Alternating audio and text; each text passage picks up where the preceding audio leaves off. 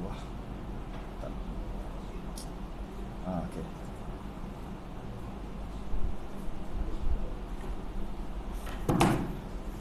Assalamualaikum warahmatullahi wabarakatuh.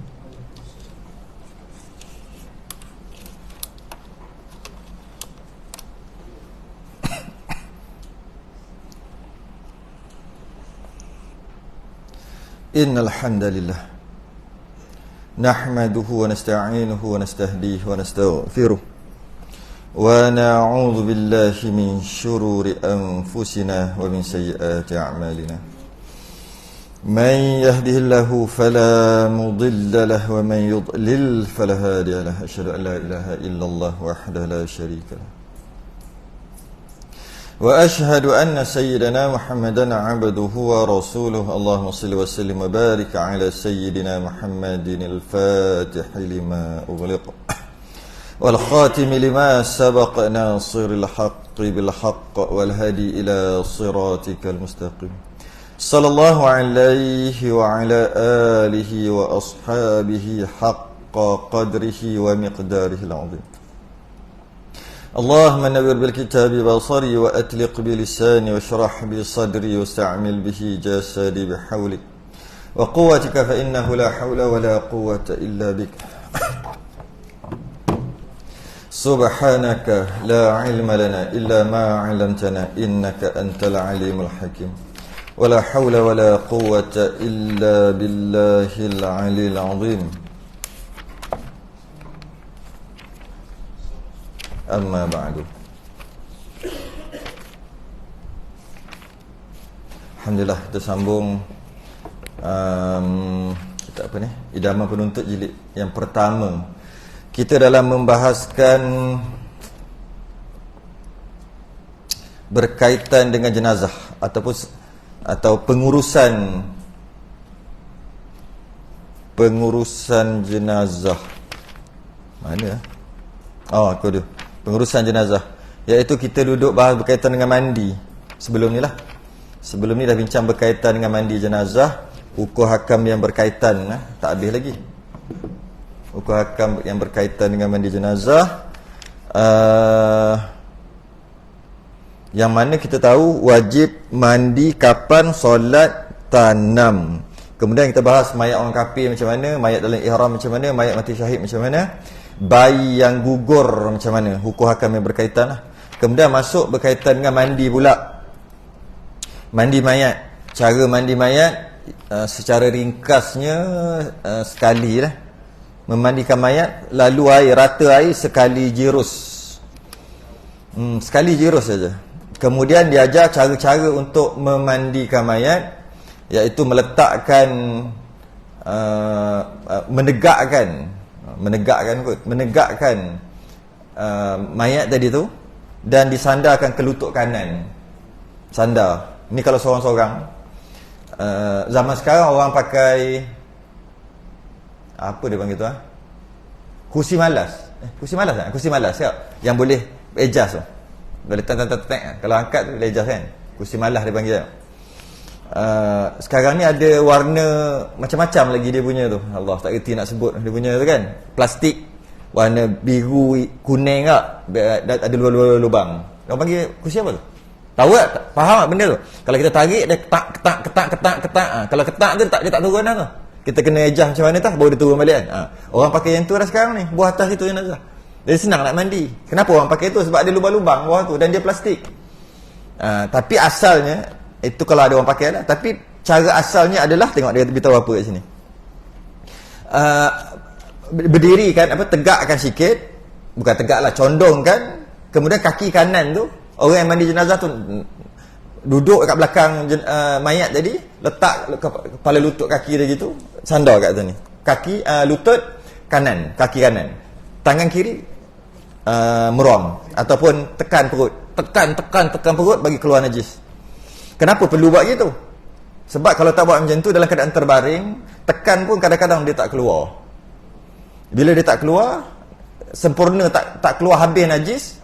Lebih-lebih lagi kalau matinya bukan kerana sakit, mati mengejut, nanti masa kapan nanti dia keluar. najis tu, bimbang takut tu. Tapi kalau biasa sakit 2 bulan 3 bulan dah tak lalu makan, tak ada apa, puas tekan tak keluar apa, tak keluar apa. Ini kalau lebih-lebih lagi yang mati mengejut, bukan mati yang sakit ni, maka memang lagi-lagi kena jaga, lagi-lagi kena jaga. Okay, itu yang kita bahas lepas ni. Tu perbahasan lepas. Lebih kurang 1 jam kita bahas lepas berkaitan dengan perkara tu. Habis bab tu, itu ulangan aja. Kemudian kita berhenti dekat nawaitul wuduk tu. Muka surat 60. Rumi, Jawi 115. 115 Jawi, Rumi 60. Lepas dah mandikan, kemudian ambil kain sugi, istilah dia panggil, gosok dia di dalam ni, ambil cotton bud hidung-hidung dia, kuku-kuku hitam tu buang pakai cotton bud, hidung. Lepas pada tu okey, habis siap. Lepas tu jangan lupa basuh kubul dan dubur dia. Lepas habis semua tu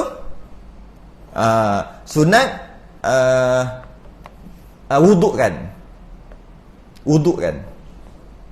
Ini nak masuk bab wuduk ni. Okey. Qala al-musannif rahimahullah taala. Lepas itu diambilkan air sembahyang. Lepas semua tadi yang kita bincang beberapa minggu lepas tu, lepas semua tu, kemudian dah semua buat dah. Lepas itu diambilkan air sembahyang, ambil wuduk untuk dia, untuk jenazah tu. Lafaz dia nawaitul wudu'a. Tengok lain sikit tu. Nawaitul wudu'al masnuna li hadzal mayyit. Kalau lelaki, kalau perempuan alif tawaw tu atau. Jangan kata atu pula. Yang Rumi tu dia patut ATAU. Yang Jawi tak apalah, selesai. Yang Rumi tu alif tawaw tu atau. Nanti kan dia baca nawaitul wudu'al masnuna li hadzal mayyiti atau liha. Apa pula atau? Atau tu atau lah. Kalau perempuan tu laki. Patut ATAU. Dia terlupa nak tukar bahasa. Okey. Li hadzal mayyit atau apa? Atau kalau atau lah. Kalau perempuan li hazihil mayyitati. Jangan baca dua-dua lah. Tengok lelaki ke perempuan.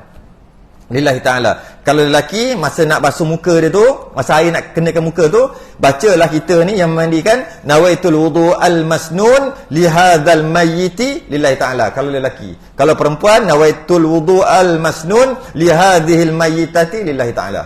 Atau bahasa Melayu lah, senang. Tak apalah bahasa Arab, tak apa, boleh juga. Sahaja aku mengambil wuduk yang sunat bagi mayat ini kerana Allah Ta'ala. Tu niat tu. Sunat tak wajib. Wuduk hukumnya sunat. Wudukkan jenazah hukumnya sunat. Kalau tak wudukkan pun, kalau dah mula kapan kan, dah start kapan, letak kapas, Allah lupa wuduk, tak payah angkat balik. Angkat balik sebab nak wuduk kan, angkat balik lekat di tempat mandi. Tak perlu. Sunat. Kata niat ini wajib. Tengok tu.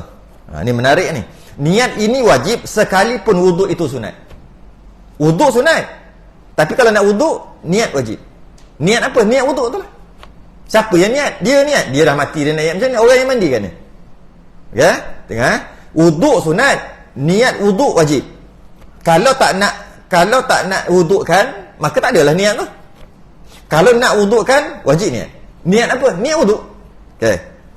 Lepas itu, barulah mulakan mandi dengan niat nawaitul ghuslal wajiba li hadzal mayyit. Kalau lelaki, lillahi ta'ala. Sahaja aku memandikan mandi yang wajib bagi mayat ini kerana Allah Ta'ala. Kalau perempuan, nawaitul ghuslal wajib li hadzihil mayyitati lillahi ta'ala. Sahaja aku memandikan jenazah perempuan ni yang wajib atas mayat perempuan ini kerana Allah Ta'ala. Tengok niat ini sunat sekalipun mandi ini wajib. Mandi itu wajib. Bak dia beza dia. Niat ini sunat sekalipun mandi itu wajib. Yang wuduk, niat ini wajib sekalipun wuduk itu sunat. Ini boleh buat teka-teki ni. Kata semua orang boleh jawab. Niat wuduk wajib sekalipun wuduk itu sunat. Kalau mandi pula, niat mandikan jenazah sunat. Sekalipun mandi itu wajib. Memang mandi jenazah wajib, fardu kifayah kan. Tapi niat memandikan jenazah sunat. Wuduk tu sunat. Niat mewudukkan jenazah wajib. Jadi oleh kerana itu, kalau kata apa beza di antara hukum mandi jenazah dan mewudukkan jenazah, itulah beza dia. Bezanya wuduk sunat, tapi kalau nak wuduk, niat wuduk wajib. Mandi jenazah wajib. Tak wajib niat pun, tak niat pun tak apa. Tapi kalau nak niat, sunat aja niat. Niat apa? Niat memandikan jenazah. Jadi apabila kita faham memandikan jenazah wajib tapi niat tu sunat, tak niat pun tak apa, maka dia ada kesan dia bukan sekadar tu je. Kesan dia orang kafir pun boleh buat, budak-budak pun boleh buat. Sebab apabila niat itu diperlukan, maka orang kafir tak boleh. Sebab tu sedekah boleh, orang kafir sedekah boleh. Sebab sedekah tak ada niat tu, tak wajib niat. Bagi tu kira sedekah. Cuma tak dapat pahala dia orang kafir. Boleh sebut kafir tak? Boleh? Boleh? Mana tahu pelik-pelik sekarang ni. Nak sebut kafir pun tak boleh. Ke non-Muslim? Tak berapa nak kafir sebut non-Muslim. Okey. Sebenarnya perlu penerangan, perlu diberi. Bukannya susah pun nak bagi penerangan. Dia tak faham. Kita yang peliknya orang Islam sendiri yang tak bagi sebut kafir. Kalau orang kafir kata jangan kau sebut aku kafir sampai hati kau. Kalau tu kita tak ikan sangat sebab dia kafir. Penerangan perlu diberi. Kafir tu maksud apa? Kafara, maksud tutup. Bukan benda menghina pun, tutup. Kafara tu tutup. Kan biasa kita dengar tasbih kafarah. Tasbih penutup. Nak tutup majlis kan tasbih kafarah. Kafara ni tutup. Jadi dia ditutup daripada hidayah Allah. Sebab tu tak masuk Islam. Jadi kita panggil orang tutup tu, gang tu kena tutup. Tutup daripada hidayah. Kannya menghina pun. Kalau dia faham maksud kafir tu maksud tutup, ditutup, tertutup daripada hidayah, tak heran lah. Memang pun. Kalau dia terbuka daripada hidayah, dah masuk Islam dah. Takkanlah kafir. Kafir ni tutup. Tertutup. Jadi apa masalah? Kalau dia tak faham, kata gitu lah. Boleh kot sebut kafir kan? Buat lah. Tapi semayang tadi elok je, Allahu Akbar. Ke boleh sebut? Ke nak tukar? Pelik-pelik lah sekarang ni. Kena tukar kot, tak boleh sebut Allah Akbar. Okey. Uduk jadi bermakna apabila memandikan jenazah itu, memandikan jenazah wajib, tapi niat tu tak wajib, sunat. Niat memandikan jenazah, maka orang kafir boleh buat. Contoh, basuh berak wajib niat tak? Tak wajib. Wajib. Dah semayang, Allah lupa niat basuh berak, adik kata. Tak payah, tak sah semayang aku, lupa niat basuh berak. Tak payah, janji cuci, walaupun tak niat, tetap sah juga. Maka orang kafir, jika dia istinja basuh berak, sah. Cuma sah gitu je lah, tak boleh buat apa. Dia kafir kan, cuma gitulah. Jadi, oleh kerana niat tu tidak diwajibkan pada sesetengah perkara, orang kafir boleh buat juga. Dia punya kesan kat situ. Jika memerlukan niat untuk membuat kesetengah perkara, maka orang kafir tak boleh buat. Puasa boleh tak? Orang kafir. Senang je nak tahu boleh atau tidak. Puasa wajib niat tak? Wajib niat. Maka orang kafir tak boleh puasa. Kalau puasa pun tak sah. Walau puasa pun tak sah. Jadi, oleh kerana memandikan jenazah ni tak wajib niat, maka orang kafir boleh mandikan. Dengan syarat rata sah. Walaupun orang kafir mandikan. Tapi mewudukkan jenazah, orang kafir tak boleh buat. Sebab mewudukkan jenazah wajib niat, maka orang kafir tak boleh buat. Tapi tak mewudukkan jenazah pun sah juga, sebab mewudukkan jenazah kan sunat. Jadi kalau orang kafir nak mandikan jenazah orang Islam, boleh. Dengan syarat ajar dia cara yang betul, rata semua. Kemudian, dan tak boleh bagi dia wudukkan, sebab wuduk dia tak sah. Kerana dia perlu wuduk wajib niat. Ataupun budak-budak pun sama juga. Budak-budak kecil, budak-budak yang tak memayis lagi tu. Budak-budak umur 4-5 tahun, toki dia meninggal, pakat-pakat mandi kan, sah tak? Sah. Dengan syarat rata lah, sah. Walaupun budak tu tak memayis pun lagi, sah juga. Dengan syarat mandi tu rata. Jadi sebab mandikan jenazah tak wajib niat. Kata, ada ke orang kafir mandikan jenazah? Ada, baru jadi masa tsunami. Masa tsunami di Indonesia kan bergelimpangan. Mana-mana negara-negara yang terbabit dengan tsunami tu, kembung habis. Perut kembung 3 hari baru jumpa. Busuk. Mayat orang Islam lah. Soalannya, adakah nak buat satu-satu macam kita buat ni? Seorang apa? Sejam. Ada ratus ribu. Nak seorang sejam. Siapa orang boleh buat? Akhir sekali dia bertangguh-tangguh sampai seminggu. Maka buka tender. Ni dah pernah berlaku ni. Dia buka tender. Siapa tender nak mandikan jenazah? Macam tu lah lebih kurang. Mandi cara lain lah sini. Jenis jiruh terus tu. Siapa ambil tender? Masuk tender. Yang murah orang kafir bagilah kat orang kafir. Dia buat. Tapi dengan syarat dengan betul lah. Dengan cara yang betul. Dia mandikan sah.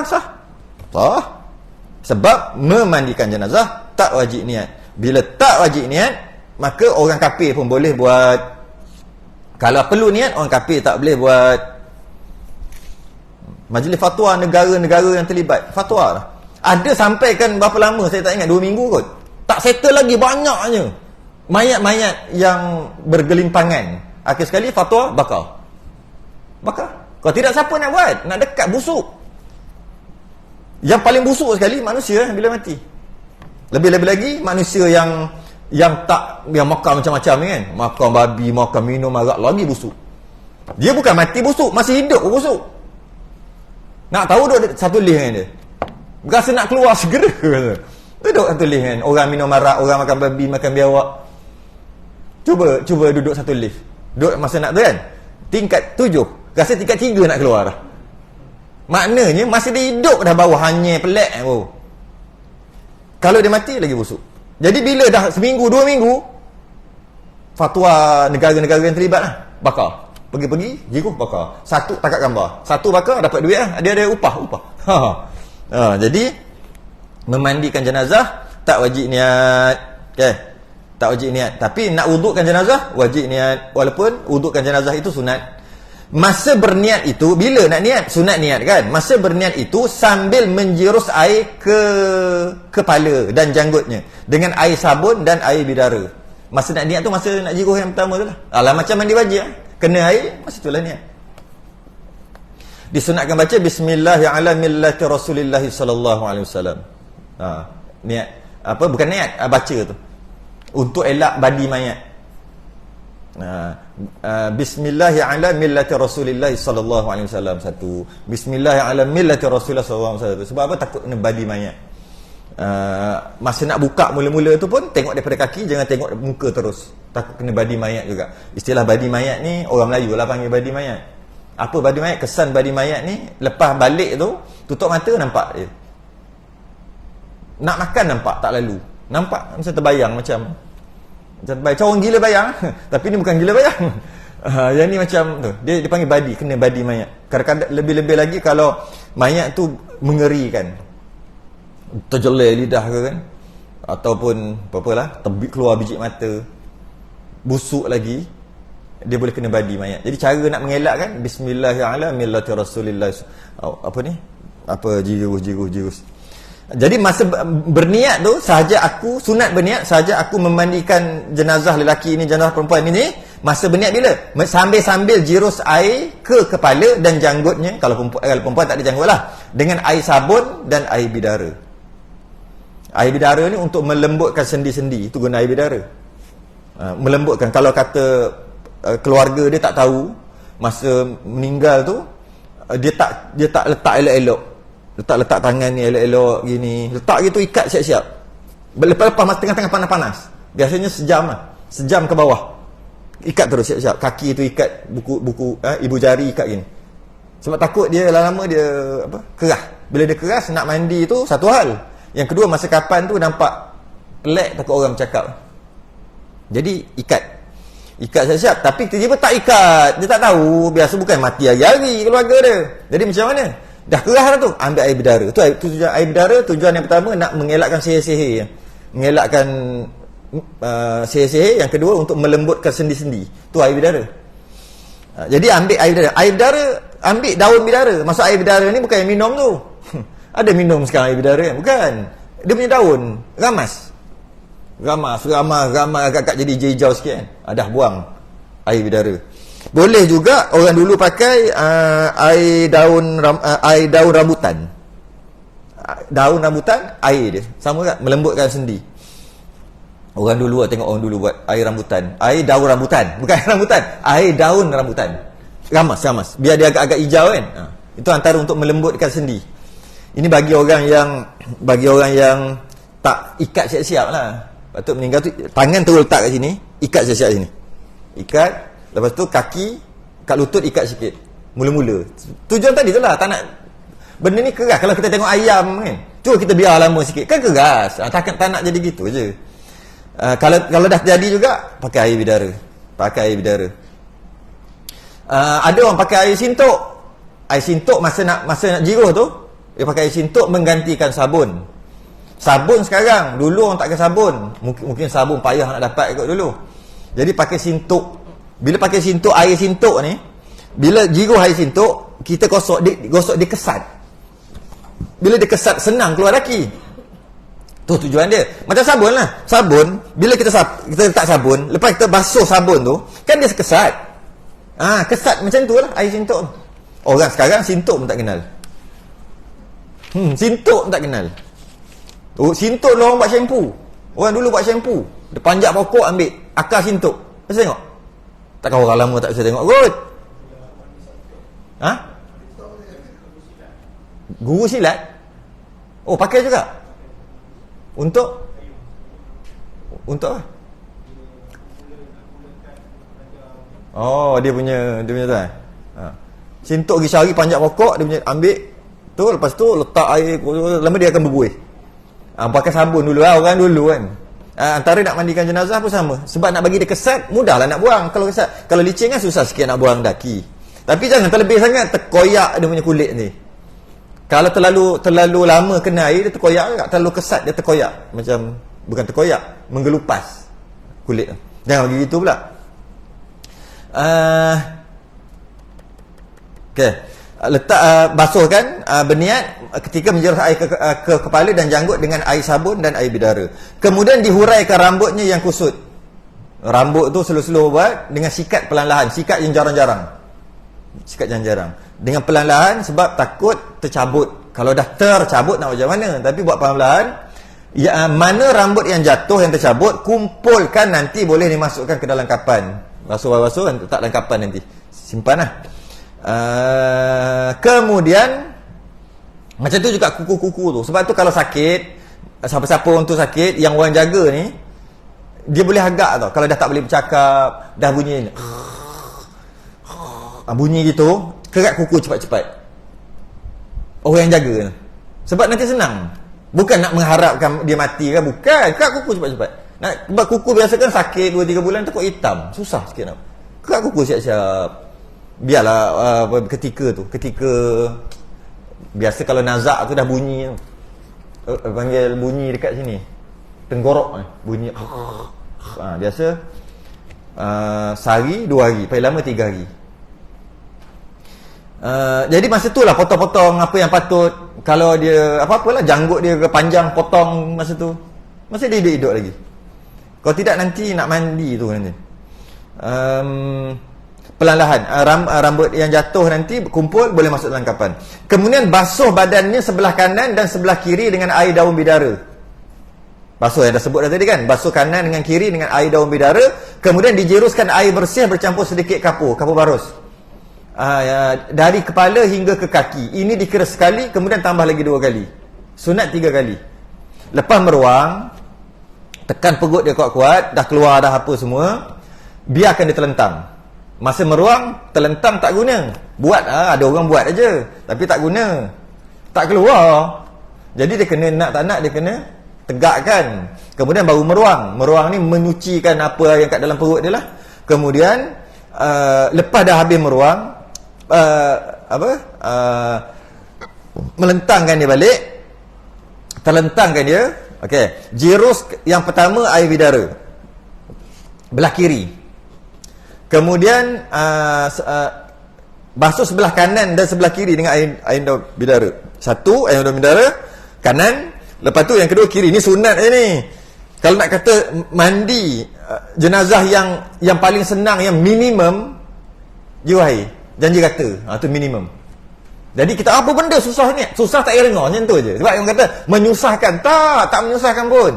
Ini cara yang diajar oleh kita, cara paling afdal, paling baik. Cuma kalau kata susah, susah tak apa, senang je. Macam mana?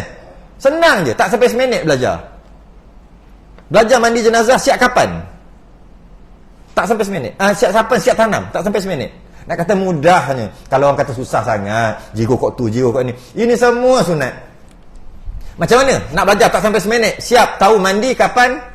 Tanam. Tak sampai 60 saat. Tenang eh. Mandi tu rata macam mandi wajib. Macam dia mandi wajib. Dah. Takkan tak pernah mandi wajib kot. Macam itulah mandikan jenazah tu. Selesai lah? Selesai dah. Sekurang-kurang sekali je. Kena air mutlak. Yang kedua bungkus macam bungkus coklat hat. Masa tu kapan? Yang ketiga tanam, jangan bagi binatang bau gali balik. Selesai lah? Selesai. Tu lah mandi jenazah. Fardu kifayah, selesai lah. Habis benda ni bukan menyusahkan. Nak buat silakan. Sebab takut benda basuh kanan. Habis kalau basuh kiri tu tak sah. Tak sah apa cerita. Nak sah sekali lalu air. Macam tu je. Mandi. Macam mana kita mandi wajib, macam itulah kita mandikan dia. Tempat-tempat yang mana wajib kena ketika kita mandi wajib, begitulah kita buat kat jenazah. Itu lah. Tak payah belajar. Ada ke mandi wajib basuh separuh dulu, separuh. Itu yang sunat. Kita tak pernah buat pun. Biar. Tapi cara mandi gitu aja. Lepas tu masa nak kapan, bungkus macam coklat hat ke? Habis, pergi sini dulu. Angkat sini. Tarik. Bagi ketat. Semua sunat. 3. Sunat. Sekeping ke? Selai je. Lepas tu, cara pula, pusing belah sana, pusing sini, buat macam coklat hat. Petikat. Okay, senang tak? Tanam, gali, agak-agak, binatang tak gali. Selesai. Senang nak bagi tahu. Yang ni, ini semua yang sunat. Sebab macam dah serabut lah bila kita baca kan. Mula-mula jigo air bidara belah kanan. Dah jadi serabut dah. Lepas tu air bidara belah kiri. Lepas tu ambil air campuran kapur barus. Sekali lagi. Ketiga. Bila 3 dikira sekali. Sunat 3 kali. Jadi buatlah begitu sampai 3 kali. Ya. Cuma maksud kanan kiri itu maksud biar mengiring. Pertama air daun bidara dikatakan sini kanan dulu. Maksud kanan seorang kena tarik macam ni, biar angkat. Mengiringkan dia, jirus tu masuk kanan. Bila jirus sekali tak rata lagi. Lepas tu seorang tarik pula ke sana, biar belah kiri pula jirus air bidara. Sampai kenalah belakang-belakang dia semua tu. Sebab dah tarik. Lepas tu melentangkan dia. Yang kali ketiga air kapur barus. Buatlah begitu. Tu kira sekali. Buat 3 kali. Kan susah pun. Okay? Kalau susah sangat, ambil air paip jirus. Janji rata. Ada yang istilahkan air 9 kan tu. Inilah air 9. Biasa dengar air 9 kan. Air 9 macam ni. Bukan 9 kali. Kalau 9 kali. Bukan 9 kali dengan maksud. Macam mana tahu orang faham 9 kali? Bila dia faham 9 kali. Sungguh 9 kali. Mengelupah kulit. Maksud 9 kali tu 3. Air 9 namanya. Tapi yang biasa mandi jenazah dia pernah dengar. Belajar lah air 9. Maksudnya. Tarik belah kanan. Jirus 1. Tarik belah kiri sana pula, jiruh 2, yang ketiga tengah. 3 dah, dikira 1 mandi. Sunat mandi 3 kali. Macam tu juga mandi wajib, sunat 3 kali rata. 3 kali rata. Kalau 3 kali rata air rasanya ni, banyak ni mandi wajib 3 kali rata. Nabi mandi 1 gantang air.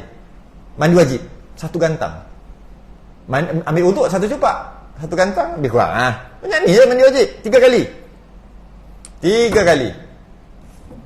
Jadi sekali kata, 2 kali kata, 3 kali kata. Mandi wajib pun gitu, sunat. Uduk pun gitu kan, 3 kali. Cuma kita bukan 3 kali, 300 kali. Ialah air shower, jatuh. Kita duduk seminit dah berapa puluh kali dah. Mau 80 kali seminit. Sebab air tu shower. Tapi kalau pakai gayung kita boleh agak. Sekali rata, 2 kali rata, 3 kali rata, cukup. Tu mandi wajib. Tapi rata lah. Selagi tak rata, tak kira sekali. Begitu juga mandi jenazah 3 kali. Tapi nak rata, dia tak boleh jiru macam orang hidup. Dia kena balik-balik. Sebab tu jadi 3 kali. Mula-mula balik belah kanan, jirus. Tak rata belah kiri. Balik belah kiri. Bukan balik, tegakkan belah kiri, jirus. Ada juga yang tak rata lagi. Yang ketiga tu, yang mana-mana tak rata lagi. Jadi cukup 3 kali dengan bermakna sekali basuh, sekali mandi. Sunat 3 kali. Buat lagi tu 3 air 9. Sebab saya perasan ada orang buat 9 kali macam tu. Oh, minggu lepas kulit. Minggu lepas. Itu masuk air 9. Dan campurlah air kapur barus. Air 9 juga kadang-kadang dia masuk sintok, bidara, bunga-bunga. Campur sekali. Tujuannya satu aja. Tak nak bagi bau. Tu je tujuan dia. Tak nak bagi bau mayat tu naik. Tu je. Letaklah apa-apa, tujuannya tak nak bagi bau tu naik. Letak kapur barus, memang bau tak naik. Kuat kapur barus ni. Bau busuk takkan naik dengan ada kapur barus. Tapi kita tak ada lah. Mandi jenazah ada tak? Air 9 ke apa tak ada lah. Saya rasa air 29. Sebab apa? Last kali dia bagi siapa mandi? Kan? Keluarga kan? Jadi bukan air 9 adalah air 29. Tak salah pun. Cuma nak beritahu tak adalah orang guna air 9 dah sekarang ni. Dan air kapur barus yang paling baik sekali last sekali air kapur barus. Pertama nak tutup bau, yang kedua dia boleh menutup liang-liang roma. Liang roma jadi kecil supaya bau lah, menghilangkan bau mayat. Tapi tapis dulu. Kapur barus tapis. Sebab kadang-kadang kita nak cepat kita gamas. Kapur barus yang sekarang ni nipis-nipis. Dulu seketul. Saya ingat masa mula saya belajar dulu tahun 90, seketul. Kena letak 3 jam baru naik bau dekat air tu. Letak 3 jam. Kalau meninggal cari kapur barus dulu. Dengar meninggal cari, terus letak dalam air. Plup. Okey, pergi tolong itu, tolong ini, begitu cerita ni. Lepas tu okey, dah 3-4 jam dah. Okey, nak kena mandi. Nak mandi siap dah air. Kalau baru nak mandi, baru buat kapur barus. Memang tak boleh. Memang takkan bau. Tapi sekarang tak. Sekarang dia buat nipis-nipis. Malah bila nipis-nipis kita gamas. Bila gamas dia akan ada biji. Tak comel kena nanti. Jadi tapis dulu. Tapi saya tengok yang terbaru sekarang dia dalam bentuk apa? Picit tu. Srek picit tu. Picit macam ubat gigi tu. Betul kacau. Tak kisahlah macam mana pun. Boleh saja. Okey, sekiranya lepas mandi itu keluar najis. Lepas mandi keluar najis. Keluar najis air kencing ke, tahi ke, muntah ke, wajib dibasuh sahaja hingga hilang. Maksudnya tak perlu mandi sekali lagi. Sebab mandi tu dah sah, bila keluar najis basuh je lah najis tu. Sebab apa? Sebab untuk sah semayang, jenazah tu mesti suci daripada najis. Untuk sah semayang jenazah. Kalau ada najis, semayang jenazah tak sah. Semayang jenazah tak sah kalau ada najis. Jadi kalau keluar najis, basuh, tukar kain kapan lah. Tukar kain kapan lain.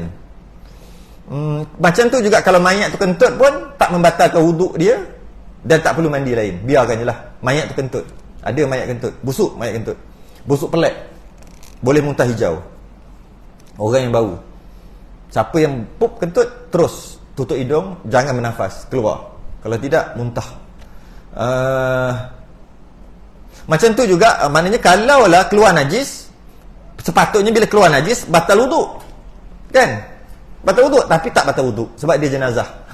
Dah ada wuduk pun tak batal sebab dia jenazah. Orang pegang dia pun sama juga. Datang sepupu sepapat yang berlainan jantina, pegang, patutnya batal wuduk kan? Tak batal. Jenazah tu dah ada wuduk, tak batal. Yang batal kalau yang pegang hidup tu ada wuduk, dia yang batal. Katalah dia ada wuduk, dia pegang, sepupu dia pegang, sentuh kulit, maka yang hidup tu batal, jenazah tu ada wuduk, tak batal. Sebab jenazah kalau dah mandi, dah wuduk kan, selesai lah, dia takkan batal lah. Walaupun dia kentut, walaupun disentuh. Sepatutnya tak boleh sentuh. Sepupu-sepupu tu tak boleh sentuh. Nah, duduk jauh-jauh dah lah kan. Sunat orang yang memandikan itu memandang tempat lain daripada auratnya, melainkan kerana ada hajat, adapun aurat haram dipandang. Lepas tu kata ambil kain batik lepas, letak atas dia, kemudian jiruh ke atas kain tu, tangan kat bawah macam ni. Kecuali apa benda ni, amat terpaksa tengok barulah dibenar. Selagi boleh buat tanpa tengok, haram tengok. Aurat dia pusat sampai lutut, haram tengok. Kemaluan kubul dubur wajib lapik. Tak lapik berdosa. Wajib lapik tangan ni, wajib pakai sarung tangan. Wajib wajib. Yang lain-lain tak wajib. Peha ke lutut tak wajib lapik. Kemaluan kubul dubur wajib lapik. Ini bukan jenazah je. Orang hidup pun sama. Jaga mak ayah dia yang sakit, dah nyanyuk contohnya, berak dah dalam pampers apa semua. Masa anak dia nak basuh ni, mak dia jadi gitu, anak perempuan nak basuh, wajib lah pakai sarung tangan. Wajib. Tapi yang lain-lain tak apa. Kubur dubur wajib. Hidup ataupun mati. Mati pun tak boleh, wajib. Yang lain sunat pakai sarung tangan. Kubur dubur wajib lapik dari sudut lapik lah. Dan haram tengok aurat dia. Pusat sampai lutut haram. Tengok kemaluan lagi lah haram. Kecuali tak boleh buat apa. Kalau tidak bimbang, takut tak sah. Ada sesuatu, masa tu baru dia benarkan tengok. Sebab tu dia kat sini, adapun aurat haram dipandang, dia kata melainkan ada hajat. Ada hajat, barulah hajat yang memang terpaksa tengok. Pada mandi mayat ini, ada orang kata kalau tengok juga, setan akan main di mata tau. Dia akan suruh, tengok macam tu macam tengok bukan ada apa pun, tengok. Bila tengok ni, antara ni petua lah, dia menyebabkan ingatan tu dia lupa. Macam tu lah, petua kan, orang kata petua jangan minum air semut kan, jangan makan kepala ikan kan. Antara petua je, jangan tengok aurat mayat, nanti mudah lupa. Petua, istilah panggil petua ataupun fatwa. Pada mandi mayat ini wajib meratakan air hingga apa yang lahir daripada faraj perempuan yang janda ketika mencangkung. Dia sebut yang janda. Bagi orang perempuan yang nak mandi jenazah, maka dia wajib kenakan semua. Sampai kan dia kata kalau perempuan tu janda dia kena gosok lebih sikit. Takkan dia nak cangkungkan jenazah tu, tak boleh. Bagi perempuan janda. Perempuan anak dara tak perlu tu sangat. Dah sebut janda tu, perempuan yang janda. Lebih-lebih lagi yang dah melahirkan, ini kena orang perempuan lah. Dia tak boleh main jiru-jiru gitu aja. Dia kena basuh sungguh-sungguh, meratakan air sungguh-sungguh. Bukan suruh mencangkung bukan suruh jenazah tu, perempuan yang janda ketika mencangkung. Nak cangkungkan jenazah tu, mayat tu, macam mana? Bukan. Kalaulah perempuan itu dia hidup, dia nak mandi wajib untuk rata perempuan janda tu maksud bukan tak ada laki. Janda ni maksud lawan anak dara. Sebab apa panggil janda? Sebab dia dah mati ya. Janda lah, tak ada laki. Itu maksud janda, bukannya maksudnya perempuan janda. Kalau ada bini orang tak payah. Bukan, maksud perempuan janda lawan pada anak dara. Anak dara lawannya janda. Itu bahasa dulu. Anak dara lawannya janda. Jadi kalau janda, kalau bukan janda, kalau perempuan ketika dia nak mandi wajib, dia hidup nak mandi wajib, untuk sah mandi wajib dia wajib duduk. Kalau dia tak duduk, tak sah mandi wajib dia. Okay. Kalau dia meninggal, orang yang nak mandikan ni kena basuh kawasan yang kalau dia hidup ketika dia duduk tu. Itu yang kena gosok lebih sikit tu. Tu maksud nanti kan dudukkan perempuan mayat perempuan tu. Okey. Dan di bawah tu perempuan, lelaki pula di bawah kelopak kulub. Kejap.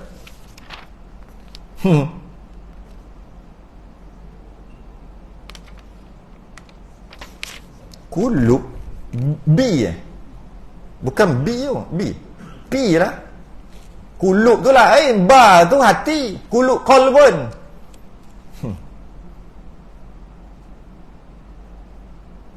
Dan betul. Yang Jawi okey, yang Rumi out. Bukan B P. Kulub. Bukan kulub. Beza makna langit dengan bumi. Beza dia. Kulub najis. Bawah kulub tu ada najis. Kulub hati. Macam saya cerita member saya dulu lah. Nama dia ni lah, Kulubun Syarif. Kalau eja KULUB SYARIF. Kulub Syarif. Nama member saya dulu masa belajar dulu. Kita gelak dia. Nama kulub. Tok guru dengar kena marah. Mu tak kerti dia kata. Bukan kulub tu fa. Kulub. Ni kulub syarif, hati yang mulia. Kita kulub. Lepas tu kata B tu salah. Walaupun B dengan P aja, tapi dia punya makna tu langit dengan bumi. Kulub tu yang bawah tu ada najis. Kulub hati, qalbun. Jadi kalau katalah, jadi tukarlah B kepada P. Kalau yang Jawi tu kaf waw lam waw fa kan. Fa. Cantik lah kulub. Ni kulub. Okey. Dan bagi lelaki di cerita kulub lepas pada ni. Awalnya 85 minit.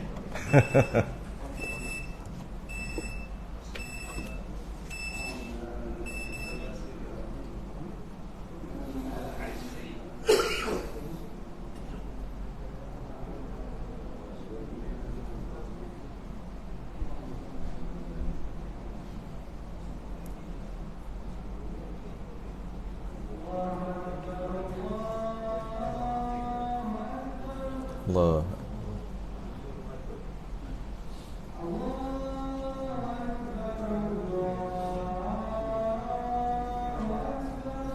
Allah.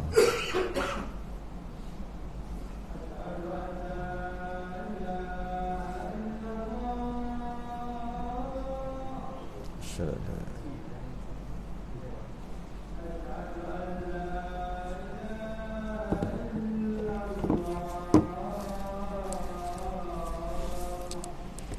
Syada.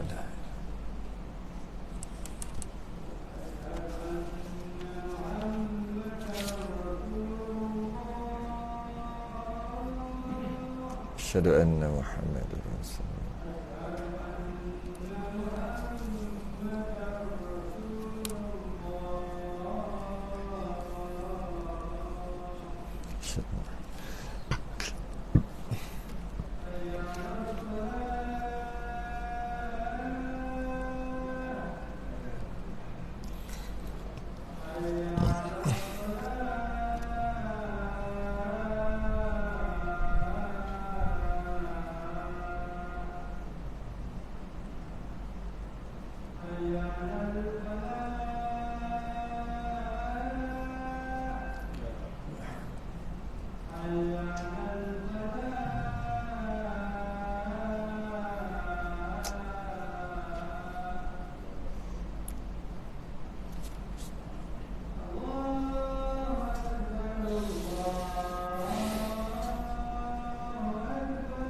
Allahu Akbar.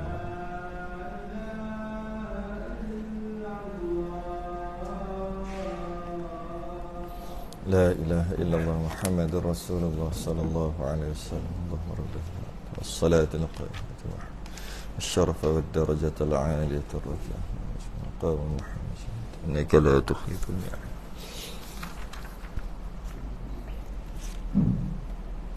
Baik, apa cerita ni? Kulub. Kulub. Jadi jangan biasa kulub dengan kulub. Tu bahasa Arab ni tukar sikit lah. Sikit tukar lagi makna. So, satu kulub syarif. Kulub syarif orang yang berhati mulia. Kita okay. Jadi kalau katalah orang lelaki di bawah kelopak kulub zakar hendaklah diseselkan. Apa sesel lah? Orang panggil apa? Loceh. Loceh. Leceh. Leceh. Itulah sesel kan tu. Leceh. Hendaklah sesel. Dia maksud sesel bahasa dia lah. Apa dia? Tak silap saya lah. Leceh. Perlu lah, wajib lah buat gitu sebab bawah tu ada najis. Bawah tu ada najis, maka buat. Kalau boleh buat, jika boleh.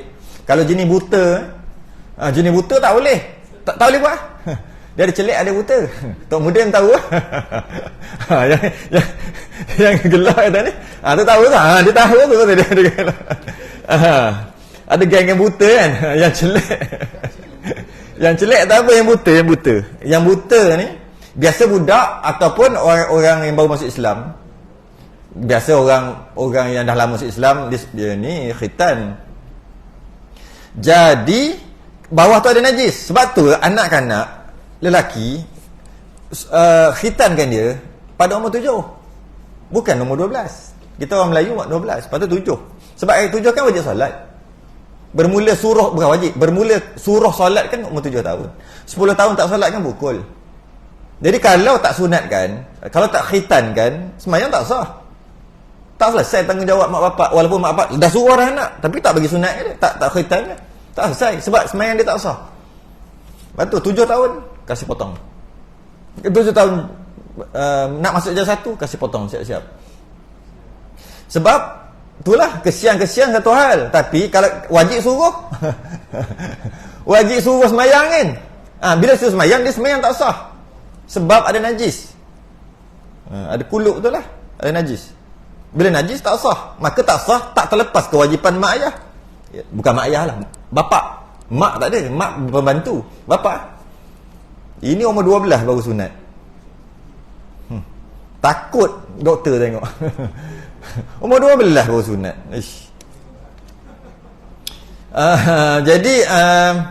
Jadi kalau katakanlah tak boleh kerana buta ataupun terpaksa dipotong atau disunatkan ketika dia mati tu untuk keluarkan najis, maka tak boleh buat. Tak boleh buat gitu. Jangan buat gitu lah. Sebab dia ada kehormatan, dikira macam menghina mayat lah. Ataupun orang Melayu dulu panggil menyakiti mayat. Sedangkan mayat tak sakit pun. Maksud menyakiti itu maksud dari sudut kehormatan, mayat tu ada kehormatan.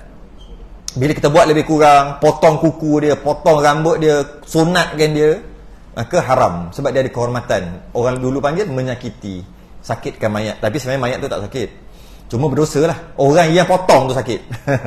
Orang yang potong tu yang masalah. Cuma mari kita tengok ni menarik ni. Ini menarik. Sekiranya tidak boleh, maksud tak boleh bersihkan kuluk tadi tu, tak boleh, kerana mungkin sempit atau mungkin tak kisah, tak boleh buat.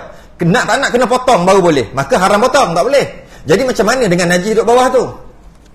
Hendaklah ditayamum kerana darurat.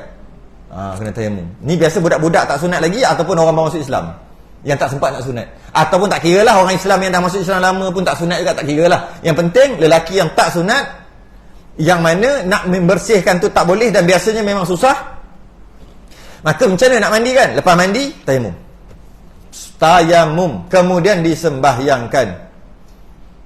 Tayamum. Kata ini pendapat siapa ni? Ibn Hajar. Pendapat Ibn Hajar ni iaitu tayamum, lepas tu sembahyangkan jenazah dia. Tapi pendapat Syekh Ramli tak perlu tayamum dan jenazah dia tak boleh sembahyang. Jadi pelik punya, tak sembahyang jenazah tak boleh, haram sembahyang mengikut Syekh Ramli. Ibn Hajar kata tayamum. Ibn Hajar kata kalau tak tayamum tak boleh sembahyangkan juga. Kena tayamum baru boleh sembahyangkan. Budak-budak yang tak sunat lagi ataupun orang tua yang tak sunat, yang tak boleh suci tu, kalau Syekh Ramli kata tak perlu tayamum dan tak perlu solat jenazah. Tak perlu solat jenazah. Macam tu juga ada color dekat rambut dia, perempuan ke lelaki ke yang buat color tu, yang ada air tak boleh menyerap, sama juga. Jika membotakkan dia haram sebab istilah menyakiti tadi lah. Habis tu macam mana? Cuba buang warna tadi yang bukan pakai inai ni, warna yang menghalang air tu lah dekat rambut ataupun dekat kuku yang dia pakai color tu, tak boleh buang, tak boleh. Habis tu macam mana? Tayamumkan dia. Kata Ibn Hajar, lepas tayamum boleh sembahyang kan? Tak tayamum tak boleh sembahyang lepas mandi tu, sebab ada yang tak kata. Kata Syekh Ramli tak boleh, kata Syekh Ramli tak payah tayamum, dan kalau tayamum juga tak apa, silakan, cuma tak boleh sembahyang. Yang ini saya pernah buat. Dia colorkan rambut, kita mandikan jenazah tu, kemudian dah tengok color rambut dan tengok ada beberapa tatu pun sama. Tatu lagi lah, tak boleh kita ambil kikir ke apa ke buang tatu, tak boleh, biarkan je lah. Dan kemudian lepas mandikan semua, sebab dia ada tatu dan dekat color dia rambut, rambut dia ada color. Lepas mandikan, saya pun tak apalah, tayamum, syarat dia kata tak payah, saya tayamumkan juga, tak apalah. Lepas tu nak sembahyang, kita sembahyang, minta maaf, tak boleh sembahyang, tak boleh sembahyang sebab tak rata air. Dia rasa pelik, nak sembahyang lah. Kenapa pula suruh kita sembahyang? Siapa boleh sembahyang kan? Sembahyang. Tapi saya tak buat, tak boleh. Lepas tu kecoh lah kejap. Masa anak dia tu, ayah dia yang kecoh. Masa anak dia hidup, dia tak ada kecoh pun. Suruh anak dia elok sikit perangai, duduk bertatu-tatu, kerja bonza, disco. Tak bising. Orang tu cakap, dah sihatlah anak. Dia kata, kau jaga kubur kau. Dia marah balik. Bila kita tak nak sembahyang kan, dia marah kita balik. Masih hidup kau tak nasihat pun anak kau. Dah kata dah, duduk sekali di kampung. Dah kata dah. Mana tak duduk tatu, duduk color rambut. Nasihat sikit, nanti meninggal susah. Meninggal betul. Kerja disco. Bodong tough, ada tatu. Bila kita tak semayang, dia marah pula. Lah. Tengok tak boleh semayang kan. Habis kalau tak boleh semayang, macam mana? Macam mana apa tanam gitu lah. Habis macam mana anak saya masih hidup tu tanya, ada buat apa-apa tak? Masih mati baru nak buat. Lepas tu macam mana? Kalau nak semayang sendiri. Taklid mazhab, bukan mazhab. Masih lagi mazhab Syafi'i, Ibn Hajar. Saya dah tayamum dah, nak semayang kan. Saya tak nak semayang. Saya mengaji tak boleh semayang. Jadi macam mana? Jagalah orang lain. Padahal dia lah semayang. Bukan susah pun. 4 kepak je. 4 kepak je pun. Fatihah, selawat, Allahumma filahu. Dah, salam. Apa susah? Semayang kan kalau nak. Kita tak nak. Apa geng-geng bonza yang datang semua parti ni ustaz ni. Nak siap kau jumpa, siap. Macam perhati lain macam tak berhati. Lah nak semayang lah. Bukannya kita halang semayang, aku je yang tak nak semayang. Bagi kita tak boleh semayang. Tetap juga sah mati dia. Ke tak sah mati tak semayang? Mati dia tetap sah juga. Jadi siapa nak semayang? Masa-masa kita mengaji macam tu kan. Cuma itulah, mungkin lain kali saya tak buat gitu lah kot. Dia mendatangkan, mungkin masa tu muda-muda dia punya panah lain macam sikit kan. Sekarang ni mungkin taklah buat gitu kot. Tak buat. Okay, habis. Orang yang memandikan mayat itu ialah orang yang amanah. Pastikan orang yang mandikan tu orang yang amanah, yang bukan mulut lembek namanya. Mulut lembek. Tak kerti duduk diam. Cerita je. Tak lebih orang. Lagi dia suka cerita. Yang ni tak boleh mandi jenazah. Tak boleh. Dia cerita, begini. Rupanya ada kurap kat sini. Rupanya ada tek lalat kat sini. Cerita. Bau busuk.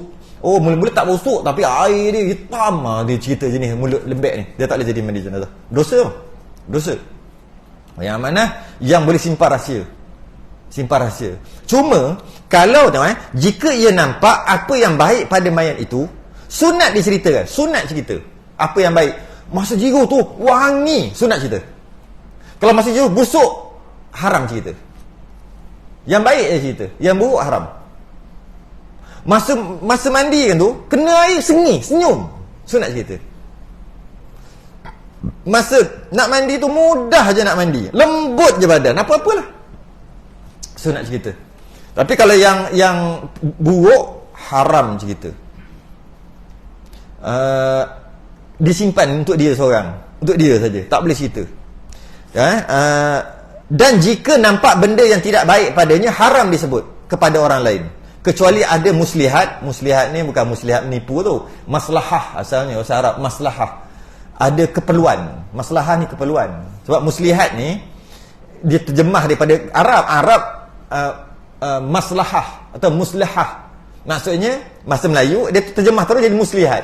Bahasa Melayu muslihat ni macam jahat sikit bunyi. Bukan, keperluan. Maslahah ni keperluan. Maksudnya jika ada keperluan, ada maslahah, seperti bid'ah yang terang dan nyata. Apa dia? Cerita apa dia? Cerita tentang jahat yang dia buat. Contohnya dia tukar jantina, bukan juta, potong. Geng potong. Dia sudah potong kasi habis. Boleh cerita. Dia tukar, dia buat pembedahan plastik, boleh cerita. Itu bukan aib. Itu dia cari aib. Maka boleh cerita supaya orang lain dengar, ngeri. Memang saya pun pernah mandi kan, mayat LGBT 38 km dari tempat saya tu, dipanggil 38 km, lalu lebih 10 masjid, lalu 10 masjid. Kenapa dia panggil aku ni? Kita tak tahu. Lebih, kita kira ni masjid, Aku kira balik lebih 10 masjid ni, langgar orang ni kawasan. Kenapa ayah dia panggil sangat ni? Rupanya orang tu tak nak mandi. Kata teruk sungguh kampung tu sambil lah. Teruk ni fardu kifayah. Popek kita dalam kereta. Sampai-sampai tengok-tengok, Allah, salah orang ni pakcik. Ini perempuan. Bukan, ni IC dia. Ben. Apa asal jadi ni? Asal jadi macam ni? Dia buat pembedahan plastik. Habis dah datang jauh 38 km. Nak balik? Dah naik kereta dia. Dia tak hantar, tak boleh balik. Macam mana nak buat? Mandi juga lah. Astaghfirullahalazim. Macam tu lah. Nak buat macam mana? Lembek. Macam perempuan real punya. Terasa berdosa. Terasa dicabul kita pula. Kita pula rasa macam tu. Nak macam mana? Ayah tolonglah. Tak ada orang nak mandi kan. Tak ada orang. Memang orang tu tak nak mandi kan. Perempuan tak nak mandi kan. Memang dia tu lelaki. Lelaki tak nak mandi kan. Kita geli aku tengok. Memang sebiji macam perempuan. Sebiji. Tapi muka uduh. Muka dia jadi uduh. Masa dia hidup muka comel. Tapi dia jadi uduh. Masa macam mungkin pembedahan plastik tu lah kot. Dia jadi uduh. Muka uduh. Dia punya hidung ni bila picit tak ada tulang. Terpenyek. Sebab saya nak cuci dia hilang. Macam tulang dia macam patah ke hilang ke apa tak tahu. Tak ada hidung. Penyek habis. Kita kan ada tulang ni kan. Tulang lembek ni kan. Dia tak ada tulang. Mandikan juga. Lepas tu demam 3 hari. Sungguh kisah benar. Demam 3 hari. Macam mana? Teringat-ingat. Sebaik tak termimpi-mimpi. Maka itulah. Okey.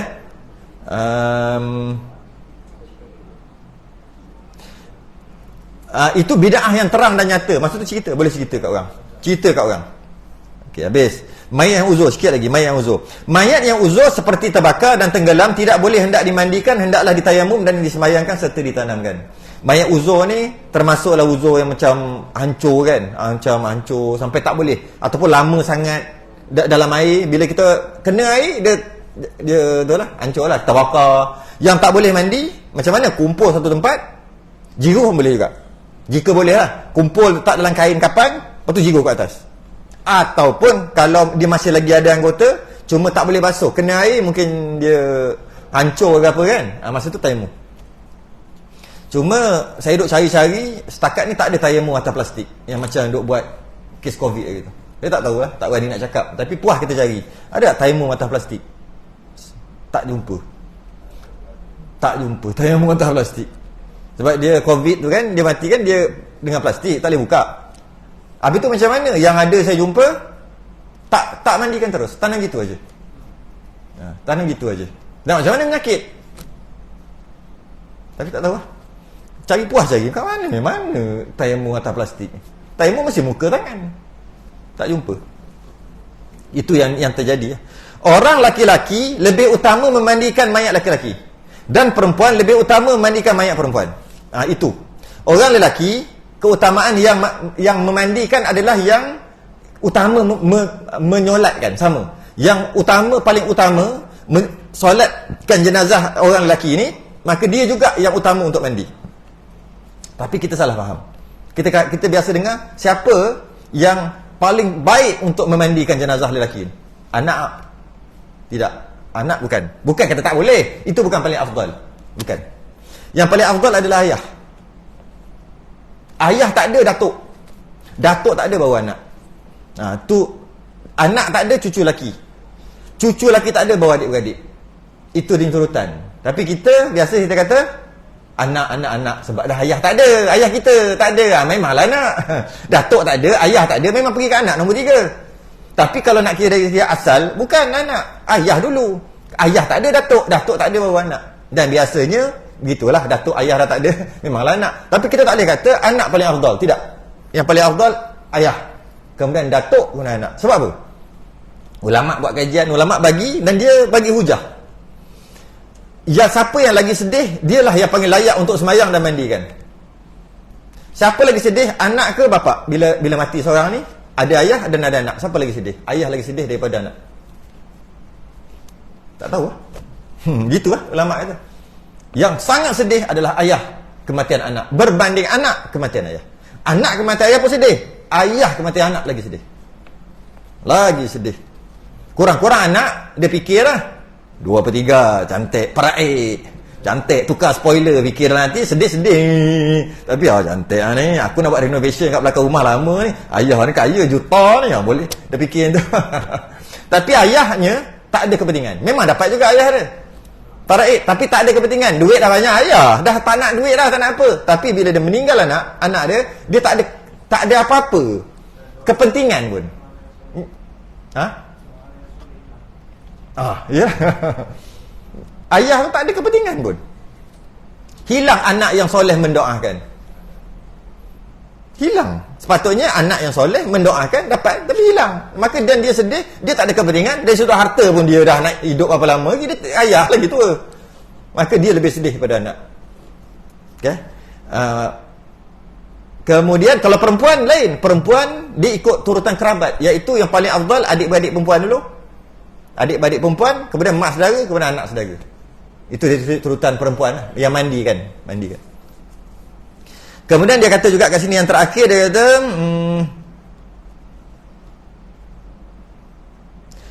perempuan mandi perempuan, laki-laki walaupun suami isteri tetap juga afdal lelaki mandi lelaki, perempuan. Isteri bukan kata boleh tak boleh, tengok dia sebut kat sini boleh, iaitu harus suami memandikan isteri dan sebaliknya, isteri memandikan suami boleh, suami memandikan isteri pun boleh dengan tangan yang bersampul, yang pakai sarung tangan. Dari sudut keharusan boleh suami mandikan isteri, isteri mandikan suami. Tapi dari segi keafdalan tetap juga laki mandikan laki, perempuan mandikan perempuan, ikut turutan tadi. Ayah, datuk, anak laki. Cuma dari segi harus memang boleh. Harus tetap harus. Kenapa dia kata dengan tangan bersampul, dengan pakai sarung tangan? Kerana betul jumhur ulama, suami boleh memandikan isteri, isteri boleh memandikan suami. Tapi ada mazhab Hanbali, suami tak boleh memandikan isteri. Suami tak boleh, haram. Isteri boleh mandikan suami. Suami tak boleh mandi. Mandi jenazah ni tak boleh. Suami kenapa tak boleh mandikan isteri? Sebab dah tercerai. Mazhab Hanbali ni dah tercerai. Bila tercerai? Kenapa isteri boleh mandikan suami pula? Sebab dalam iddah. Dalam iddah tak, masih lagi dalam iddah kan. Maka dalam mazhab Hanbali, isteri boleh mandikan suami, suami tak boleh mandikan isteri. Oleh kerana ada khilaf ni, maka dia kata untuk elak daripada khilaf ni, khuruj minal khilaf mustahabun, maka pakai sarung tangan. Yang tak boleh tu pegang, sentuh. Padahal jumhur mazhab boleh aja. Cuma adalah khilaf kat situ. Sebab tu dia bagi dengan tangan bersampul. Dan macam itulah kalau mazhab Hanbali, suami tak boleh cium isteri bila mati, jenazah tak boleh. Isteri boleh cium suami.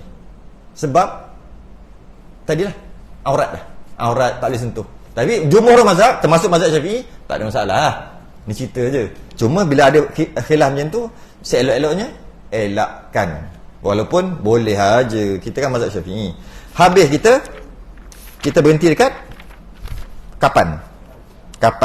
Sekali dengan sembahyang mayat lah. Kapan dan sembahyang mayat akan datang. Tangguh dulu. Selain tasbih kafarah dan surat subhanakallah walhamdulillah asyhadu an la ilaha illa anta astaghfiruka wa atubu ilaik. Assalamualaikum.